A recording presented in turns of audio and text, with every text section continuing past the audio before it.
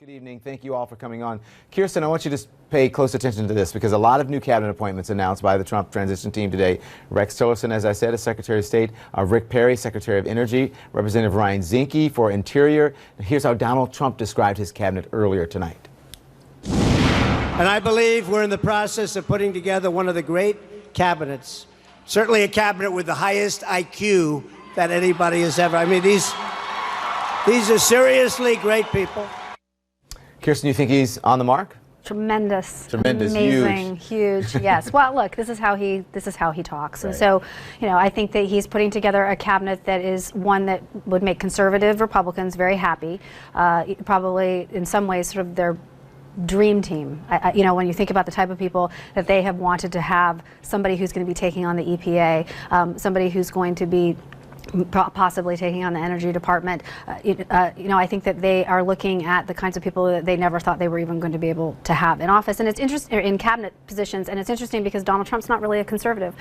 Do you take the words out of? Yeah, well, hold on, go on. I'll let you finish your thought. Well, I just think it's interesting that that Republicans. I think one of the biggest reasons a lot of people opposed him is that they didn't really believe that he would be conservative, right? Yeah. Senator, the criticism of him, at least during the primaries, is that he's not a real conservative. He's a Democrat. He's a rhino, and now Kirsten says this is sort of the dream team for most Republicans.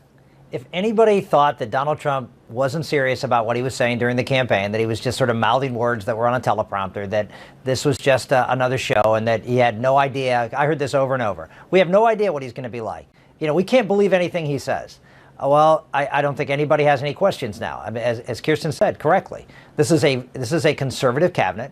This is a more conservative than any of the Bush cabinets, of the last three cabinets under the President Bush's. And not just that, the people surrounding him. It's not just cabinet people, but it's other folks. I mean, I was up at the tower the last couple of days. There are a lot of good, strong, principled conservatives who are vetting the next round. Deputy secretaries, assistant secretaries.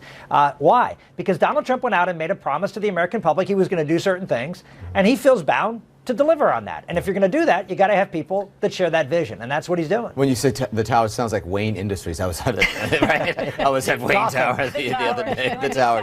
What do you make of what Rick Santorum just said, and also how do you think this is playing among voters, these appointments? Well, I mean, the basics are that people want to change, right? I mean, that's part of why they voted for him. But they, conservatives, I don't, like Kirsten said, I don't think they thought that they would maybe get this kind of cabinet because there was no ideology. I'm going to just have to differ with the senator there. No ideology with this guy. He didn't profess to have any sort of set values on where his political lines were. Yeah. Selena, I'm going to disagree with you. I mean, Donald Trump said that he was going to drain the swamp. He was going to, cut back the regulations in this country. He was going to create opportunities for manufacturing and energy. He was going to have a reset when it came to our foreign policy that was going to be America First foreign policy. On immigration, look at Jeff Sessions at Justice Department. I mean, you go on down the list, the things that he campaigned on. We're very clear. Not all of them were traditional conservative. I agree with that. You think draining the swamp, do you think by appointing traditional conservatives and people tied to Wall Street, is that consistent with draining the swamp? Well, I think if you look at the fact that there are very few people, quote, tied to Wall Street. I mean, you've got obviously your Treasury Secretary, which has been sort of a long history of Treasury Secretaries. It's sort of a Wall Street kind of function. You don't want somebody who doesn't really understand the functions of the Treasury to be your Treasury Secretary. But if you go beyond that, I mean, you're talking about a lot of good, solid Americans who have great track record of accomplishment outside of government primarily, and I think that's what Donald Trump was looking for, and he's delivering it. A similar question to Kirsten: do you think it's draining the swamp? We've had this conversation when you consider a lot of traditional folks, and Rick Perry today, his former rival. Do you think that's draining the swamp? Well, I think. When he said drain the swamp, what I think he's talking about is the sort of creatures of Washington. So the K Street lobbyists, the people who just sort of live there all the time and make money off of the government, which has been, I've been in Washington, back and forth between Washington and New York, and it's definitely been an ever expanding group of people who are getting rich off of the government. So that's what I think he was talking about. I don't know that he was necessarily talking about not having a Treasury Secretary who is from Goldman Sachs. I mean, Bill Clinton had a Treasury Secretary from Goldman Sachs. So, but Rick Perry is he's a politician, obviously, and he's also somebody who was very critical of Trump, ultimately came around and did campaign for him. But I think it's interesting that he would choose somebody who had really come after him. And speaking of Rick Perry, let's look at Rick Perry now, Secretary of Energy. That's a pick. We all remember this moment from 2011. It's 3 agencies of government when I get there that are gone. Commerce, education, and the, what's the third one there? Let's see. But you can't name the third one? The third agency of government, Yeah. I would do away with the education, the commerce, and let's see. I can't. The third one I can't. Sorry. Oops.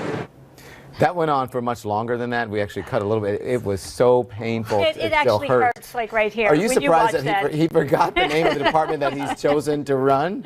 Okay, well, it's kind of ironic, right? It's almost as if the universe rewarded fitting, him, right? It's almost like it's fitting now, okay, right? because we played this so many times, Yeah. you actually get to have that agency. Yeah. You know, the guy was just off of a surgery when he ran. He probably should have never run at that time. I'm sure that, you know, his mind just went, we've all had those moments. He just has to have his replayed all over and over again. Yeah. So, and I've had those moments too. Rick, you've had those moments, I'm sure.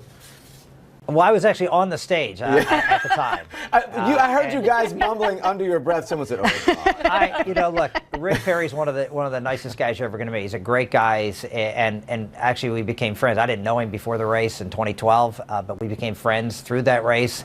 And I stood there, and I mean, I knew that was the end of everything, and it was just it was tragic. And as Selena said, I mean, there were a lot of reasons for it, but the bottom line is, you know, now he's again, contrast with Kirsten. I mean, look. Rick Perry is not a Washington insider. Rick Perry has written books on federalism, how to get power out of Washington, put it back to the states. So, I mean, if you look at the people that he's put forward, yeah, some of them have some government experience, sure, but the government experience is how to get Washington out of people's lives and get more freedom and opportunity back to people. So it's very consistent with the Trump message. All right, a lot more to discuss. Everybody stay with me. We come right back.